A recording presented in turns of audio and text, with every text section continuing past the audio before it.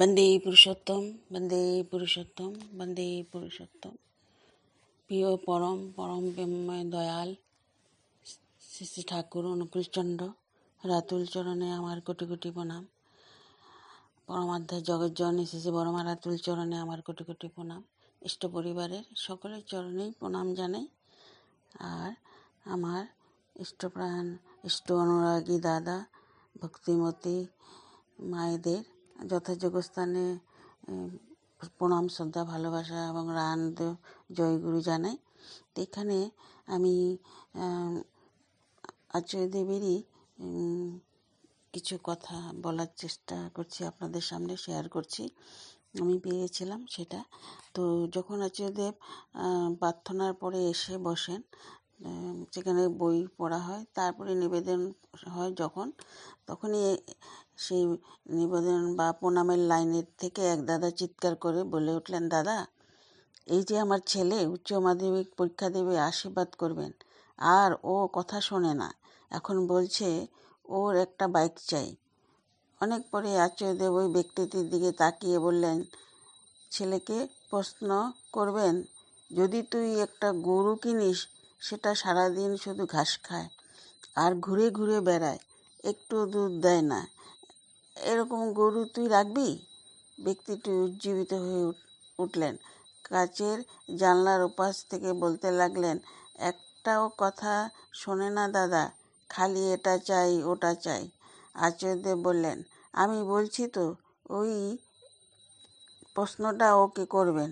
উচ্চ মাধ্যমিক পরীক্ষা দেবে, এখনই বাইক চাইছে, পরীক্ষাটা আদৌ সে দেবে তো? বন্ধুদের আছে, তাই আমারও লাগবে।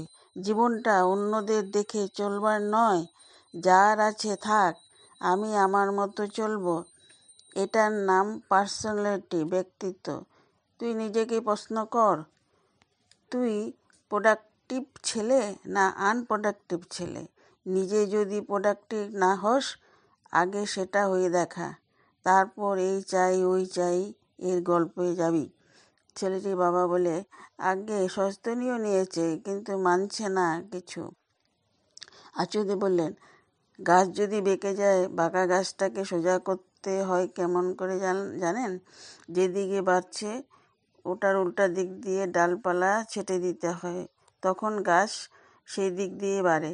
বড়মার ঘরের ওখানে একটা চাপা গাছে এরকম বেড়ে গিয়েছিল, ওটাকে এরকম করে ছাড়তে ঠিক জায়গায় মতন বাড়তে লাগলো। তাই যেদিকে বাড়ছে সেই দিকে কিছু করতে যেও না, উল্টো দিকে সুযোগ সুবিধা সব বন্ধ করে দাও। যে যে জিনিস খেতে ভালোবাসে না, সেইগুলো রান্না করবে। শাক রান্না করলে তাতে আদা দিয়ে দেবেন।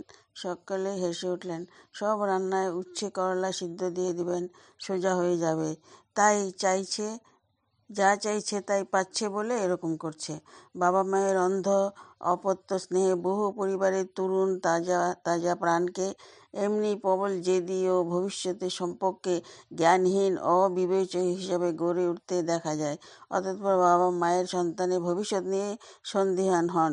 অথচ যে মাত্রা অতিরিক্ত স্নেহ, অন্ধমোহ এবং সম্পদের সুযোগ সুবিধার প্রতুল বিবেচনাহীন প্রদান এই ছোট ছোট ছেলে মেয়েদের মন ও ভবিষ্যৎকে বিগড়িয়ে দেয়, সেই সম্পর্কে তারা চিন্তিত নন। কখনো পারিপার্শ্বিকের চাপ, কখনো নিজের পিতৃত্ব মাতৃত্বের অহংবোধ, অবাঞ্ছিত জিনিসপত্র সুযোগ সুবিধা দিয়ে বিগড়ে দেন সন্তানদের মন। পরিশেষে তারা হা হুতাশ করেন, দোষারোপও করেন। এমন ঘটনা চারপাশে সচরাচর দেখা যায়। আচার্যদেবের প্রখর দৃষ্টি এবং শাসনের কাছে এই সত্য জলের মতন সহজ হয়ে ধরা পড়ে। তিনি যতটা প্রয়োজন ছোট ছেলেটিকে যেমন বললেন, তেমনি তার সমস্যার মূলে দাঁড়িয়ে থাকা বাবা মায়ের ভ্রান্ত জীবন চরণকেও ইঙ্গিত করেন দীপ্তভাবে। এভাবে আরেকটি ঘটনাও, এই মা বাবা আর কি নালিশ করছিল পূজ্যপাদ শ্রী বিঙ্কিদাকে। তো বলছে ও খুব জোরে বাইক চালায়, আমরা মানে ভয় পাই আর কি মা বাবা। তো বলছে, তখন বিঙ্কিদা তখন ছেলেটিকে জিজ্ঞাসা করলেন, তুই এত জোরে বাইক চালাস? বলছে হ্যাঁ। তো বলছে ঠিক আছে, কিন্তু বাইক চালানোর সময় খেয়াল রাখবি মা বাবার কথা। ঘরে এসে যেন মায়ের থেকে জল খেতে পারিস। আর বা সবসময় ঠাকুরকে মাথায় রেখে চিন্তা করে রাস্তা দিয়ে চালাবি। কারোই যেন দুঃখ, মানে কেউ যেন আঘাতপ্রাপ্ত না হয়। তো আরও এভাবে সুন্দর করে বুঝিয়ে দিলেন ছেলেটিকে।